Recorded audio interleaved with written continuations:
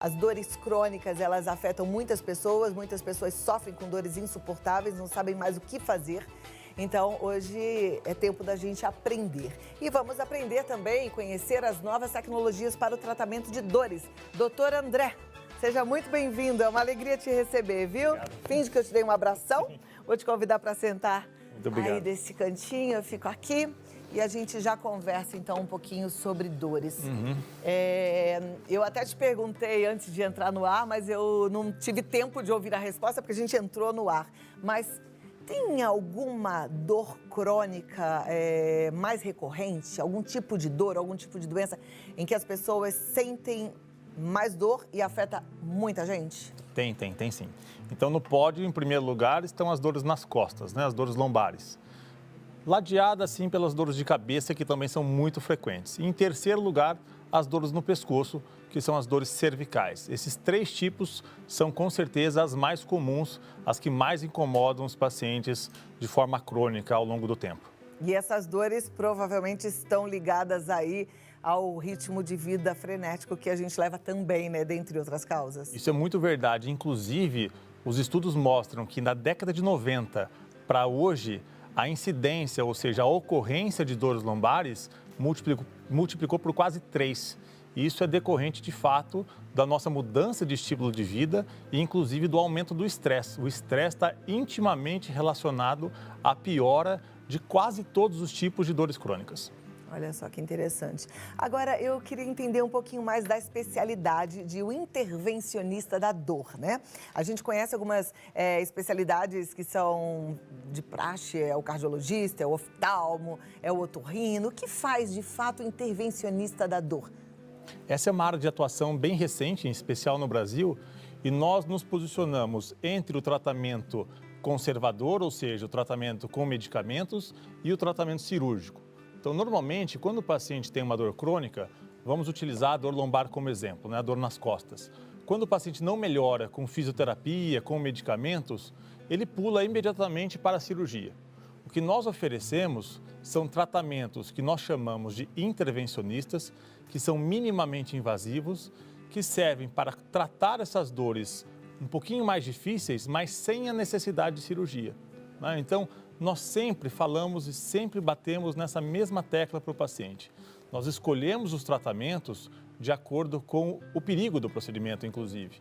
Então, a gente sempre vai daquilo que é mais simples para aquilo que é mais complexo.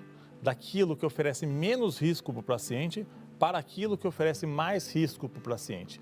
O extremo arriscado seria a cirurgia. O menos arriscado é o tratamento conservador, entre fisioterapia e medicamentos.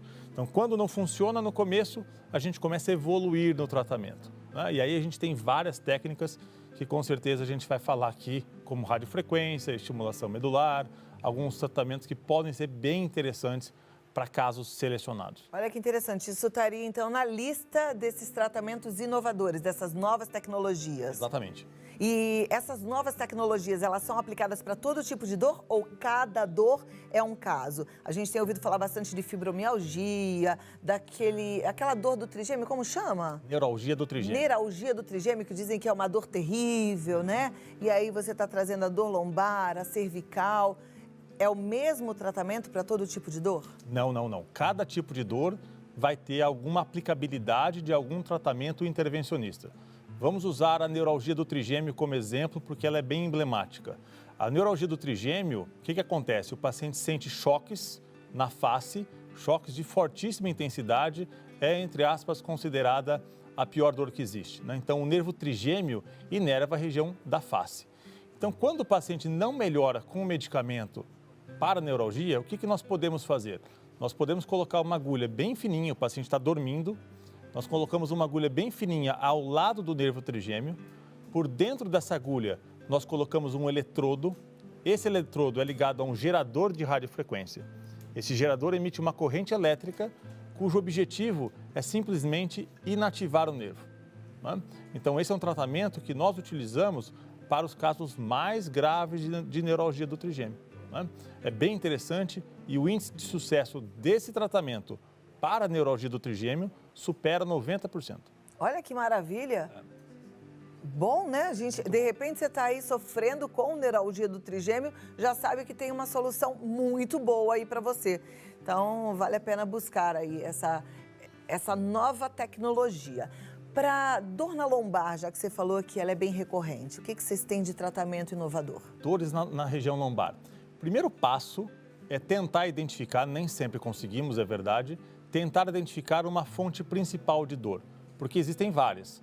Na região da lombar, nós temos, por exemplo, o disco intervertebral, que fica entre as vértebras da coluna e serve mais ou menos como um amortecedor. Esse disco, nós acabamos comparando ele com aquele chiclete antigo que tem uma substância gelatinosa dentro. Né? Porque ele tem uma substância mais gelatinosa de fato e por fora ele é mais endurecido. Com o passar do tempo, ele pode degenerar. Essa substância ela é um pouquinho mais ácida. Ela pode entrar em contato com alguns nervinhos e causar bastante dor. Outra fonte muito importante de dor são as articulações entre as vértebras da coluna. Nós chamamos cientificamente de facetas lombares. Então, são pequenas articulações que têm cartilagem, como tem a do joelho, como tem a do quadril, do ombro, etc. E também estão suscetíveis a processos de degeneração, de artrose e assim por diante. Também podem causar bastante dor, em especial quando a gente vai passando dos 40 a 50 anos. São vários. Músculos podem causar dor, ligamentos. A partir das características da dor do paciente, dos dados do exame físico, então é fundamental que o paciente seja examinado. Nós vamos aumentar o grau de suspeita se uma estrutura ou outra é fonte de dor. E o que eu posso fazer, por exemplo? Eu posso alocar uma agulha muito fininha dentro dessa articulação, caso eu esteja suspeitando que ela seja fonte de dor, e injetar uma substância anestésica e anti-inflamatória. Esse procedimento, ele tem dois objetivos muito importantes. Primeiro é confirmar que aquela articulação era de fato a fonte de dor. E segundo é tratar a dor, por isso que eu deposito o anti-inflamatório. Nos casos mais difíceis, que a dor volta ou que a gente não tem um sucesso muito grande, eu posso fazer uma radiofrequência dessa articulação, que é inibir os nervinhos daquela articulação, aliviando a dor do paciente. Agora, quando a gente pensa em alívio da dor, eu me lembro até daquela frase famosa, né? O ditado popular que fala que é melhor prevenir do que remediar. A gente não está falando de remediar? Ou, tratando a dor, a gente também está lidando com a causa da dor? Estamos falando de remediar. Esse ponto é muito importante. Então, falando de prevenir, antes que o paciente desenvolva esse quadro de dor crônica, o que a gente percebe que mais previne dores lombares em especial? Um estilo de vida mais saudável, com uma boa alimentação, atividade física regular e uma saúde mental em dia e um sono em dia. Por quê? Porque o estresse piora, como eu disse anteriormente, quase todos os tipos de dores crônicas. A insônia, uma noite mal dormida, também ajuda a piorar a dor crônica. E o sedentarismo nem se fala. Uma coisa que poucas pessoas sabem, quem fuma tem 4 vezes mais chances de ter hérnia de disco. A gente acaba relacionando com problemas no coração, no pulmão, mas o tabagismo, ele prejudica a circulação do corpo todo, inclusive das estruturas anatômicas da coluna lombar, torácica e cervical. Então, prejudica o corpo inteiro. Que loucura, né? Deveria ser proibido, porque é um veneno, né? É um veneno. Como é que pode? Eu sei, de respeito, talvez você seja fumante, não consiga parar, mas eu fico pensando nas novas gerações que começam, né?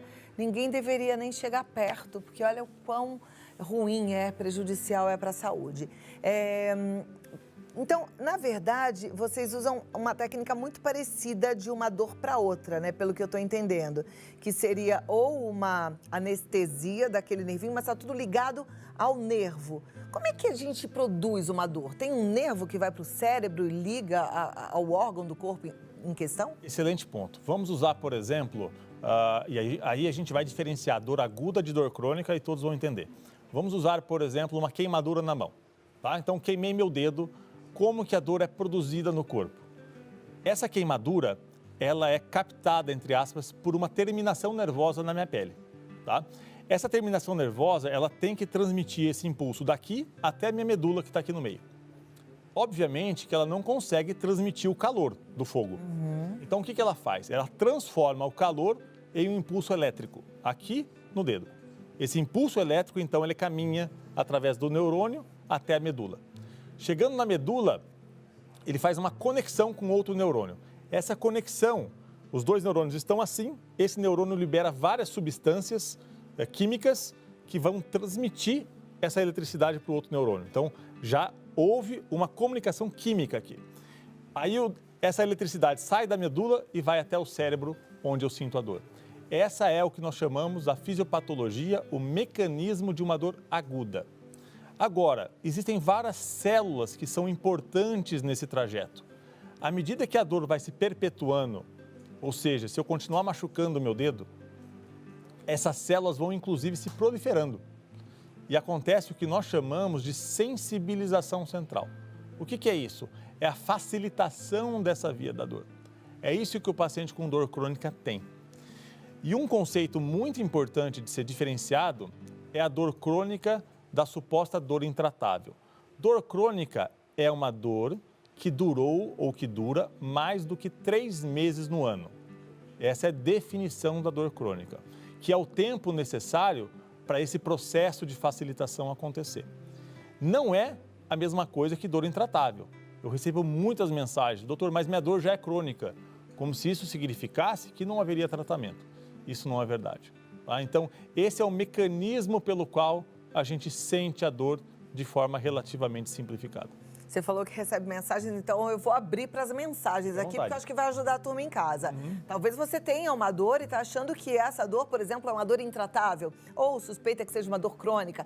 Manda a sua pergunta e já a doutora Andréa Mansano responde no 11 9 50 45 18 40. Estamos esperando, tá bom? E eu volto aqui em 2 minutos, combinado? Vamos lá, gente. Estou gostando de entender. Você viu que interessante? Por isso é que eu acho, depois eu vou perguntar para o médico, que a gente não deve ficar tomando um monte de remédio, não, porque a gente só vai piorando a situação. Tem que realmente procurar um especialista no assunto para não fazer besteira, tá? Vamos tirar a dúvida da turma. A gente já tem algumas perguntas que vamos colocar na tela. E olha, eu quero chamar uma atenção aqui para você que está assistindo. A dúvida de um é muito parecida com a do outro, então a gente vai aprendendo com as experiências, tá? Por isso que é bom prestar atenção em todas as respostas. Vamos lá, para a tela, primeira pergunta. Deixa a produção colocar. Boa tarde, sou Sandra de Viamão, no Rio Grande do Sul. Boa tarde, Sandra. Ela diz, tem um aperto seguido de dor no pescoço, às vezes chega a sufocar. Isso pode ser uma dor cervical? Pode, sim. Por definição, a dor no pescoço, ela é uma dor cervical. Qual que é a causa mais comum de dor cervical crônica, ou seja, que dura muito tempo? São problemas nas articulações entre as vértebras da coluna, como acontece na dor lombar. É mais frequente, inclusive, na região cervical, porque a gente faz muito movimento de rotação e, eventualmente, isso pode degenerar ao longo do tempo. Agora, também de olho na musculatura cervical. Nós temos vários músculos que se inserem aqui na região cervical, que, obviamente, são responsáveis por todos os movimentos. Eventualmente, um movimento mais brusco pode causar uma lesão, que, se não for tratado, isso pode se perpetuar. Então, se está sentindo dor, a gente, por exemplo, pode fazer uma massagenzinha, tentar dar uma relaxada. Até quanto tempo? Porque às vezes a gente fica tentando isso e não vai ver o que é. Eu não deixaria mais de uma semana. Mais do que uma semana é hora de procurar ou um médico ou um fisioterapeuta para examinar o paciente. Perfeito. Próxima pergunta na tela, vamos lá. Boa tarde, sou a Claudine Lagarto de Sergipe. Sinto uma dor de cabeça insuportável na parte frontal, só do lado esquerdo. Tenho sinusite, mas essas dores ocorrem mais no período menstrual. Qual é a relação? Devo entender como dor crônica? Boa pergunta, Claudine. Então, isso é muito frequente, né? Então, dores de cabeça em mulheres jovens no período menstrual, de um lado só da cabeça, deve chamar atenção para a possibilidade de ser enxaqueca.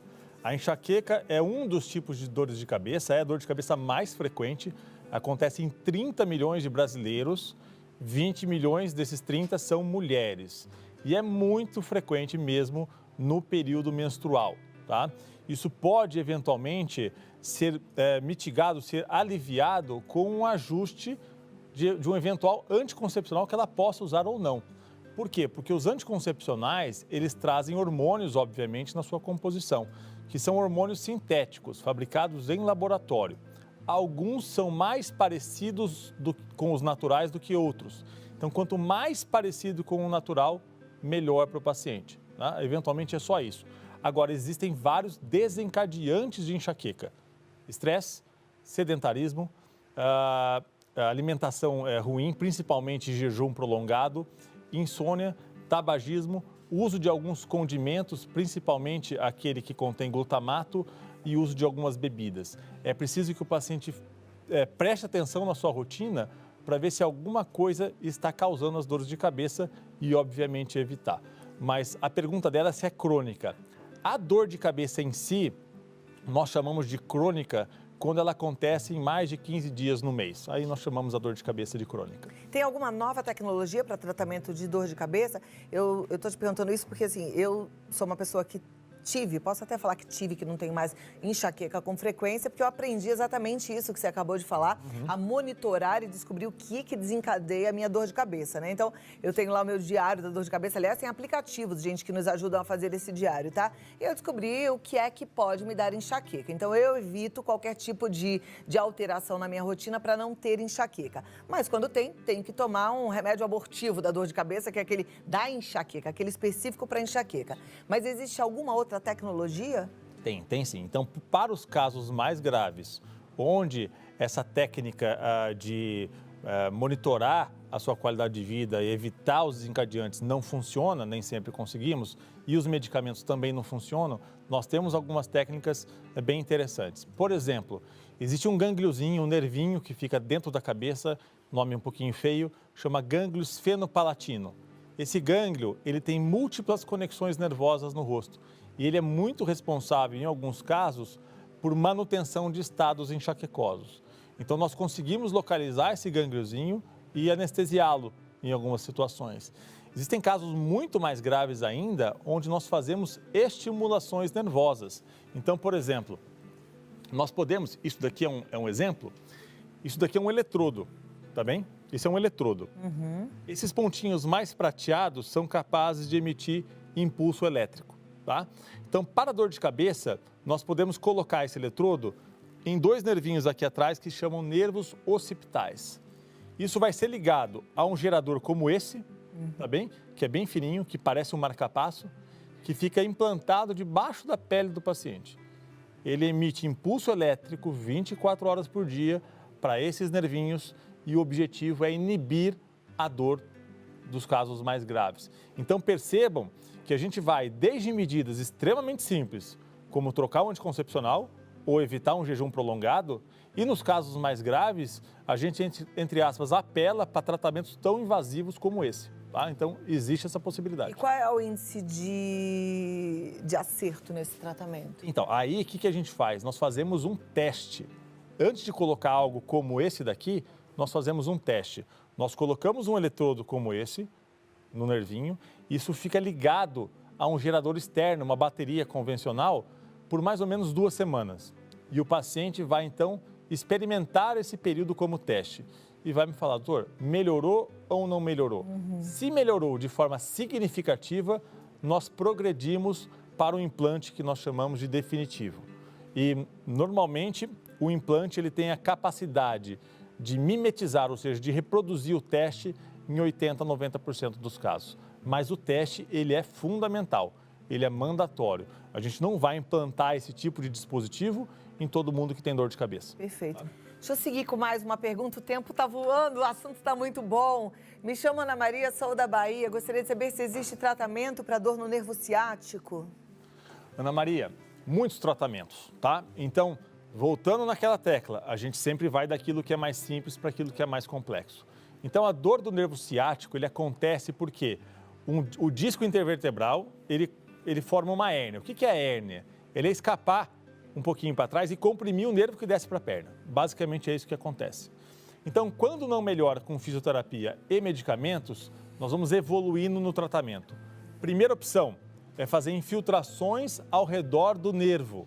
Então, nós colocamos uma agulha precisamente ao redor desse nervo e injetamos uma substância anestésica e anti-inflamatória. Segunda opção, que nós só fazemos quando a primeira falha, chamado, nome também feio, epiduroplastia com catéter. Eu explico o que é. Nós entramos com uma agulhinha através de um orifício ósseo que fica acima do cóccix, tá? A gente faz esse procedimento com o paciente dormindo. Por dentro dessa agulha, nós conseguimos colocar um cateterzinho. E nós vamos navegando esse catéter até a região do nervo, tá? Ali nós conseguimos colocar mais precisamente algumas medicações analgésicas. Terceira possibilidade, nome feio, mas eu explico. Descompressão percutânea do disco. O que significa isso? Popularmente, tirar um pedaço da hérnia através de uma agulha específica. Então, é colocada uma agulha no disco intervertebral e aí nós temos vários dispositivos para isso. Alguns aspiram, outros fazem radiofrequência, mas o objetivo é diminuir o volume daquele disco para reduzir a compressão. Em último caso, cirurgia da coluna mesmo. Perfeito. Eu só, para terminar, queria tirar uma dúvida. A gente falou de alguns casos, inclusive de alguns casos que são mais para a linha do ortopédico, e eu me lembro que eu tenho muitos idosos assistindo o programa e que às vezes estão com algumas incapacidades já de caminhar, porque tem dor no pé, porque teve um desgaste do tendão, ou tem dificuldade de caminhar porque tem um desgaste de joelho, um ligamento, uma articulação. Para esse tipo de problema, vale a pena tratar a dor para a pessoa voltar a ter um pouco mais de qualidade de vida, para aqueles que não podem operar, porque tem muitos idosos que já não podem mais operar, porque já fizeram um infarto, já fizeram derrames, enfim. E aí? Perfeito. Vamos usar um exemplo mais comum, que é a artrose do joelho. Então, a artrose do joelho, desgaste da articulação do joelho, muitas vezes tratada com prótese, que é uma cirurgia um pouquinho mais agressiva. Quando o paciente é muito idoso ou quando ele tem alguma doença, como, por exemplo, pressão alta, problema no coração, que vai aumentar o risco da cirurgia, nós podemos, então, utilizar algumas técnicas. Por exemplo, nós podemos injetar uma substância lubrificante dentro do joelho. Essa substância é chamada ácido hialurônico, também utilizado para estética, a depender da concentração. Ou, por exemplo, nós podemos fazer a radiofrequência do joelho, que é inibir os nervinhos que inervam o joelho. Quando nós fazemos isso? No paciente que não melhora com a fisioterapia e naquele que não pode ou eventualmente não quer operar. Doutor, não quero operar, o meu primo operou, não deu certo, o meu primo operou, teve um problema, não quero operar. A gente pode, então, tentar controlar a dor com essas técnicas menos invasivas. E o índice de sucesso? Isso é muito particular, porque vai depender muito do grau de degeneração que aquele joelho vai apresentar, né? Que aquele paciente vai apresentar. Não tem uma média para a gente falar, infelizmente. Ok. Eu amei aprender. Eu gosto de aprender sobre todas as particularidades do nosso corpo, porque o nosso corpo precisa de cuidado especial e nada como conversar com um médico extremamente estudioso, habilidoso, né? A gente vai aprendendo muito. Parabéns, viu? Obrigado. E para toda a medicina que está em evolução, né? Juntando a tecnologia ao estudo e cuidando da gente com tanto carinho. Doutor André Mansano, vou passar o seu site, andremansano.com.br, tá certo? E tem um Instagram também para você seguir, Dr. André Mansano. E volte outras vezes. Obrigado. Convidando, estarei aqui. Já está convidado, viu? Pode voltar sim. Vamos lá, vamos continuar. Obrigada, até a próxima. Gente, é bom, não é? Quero saber o que você achou, quero que você me conte. Pode ir no meu Instagram, no Instagram do programa, Cláudia Tenório Oficial ou Vida Melhor Oficial, e me fala, tá?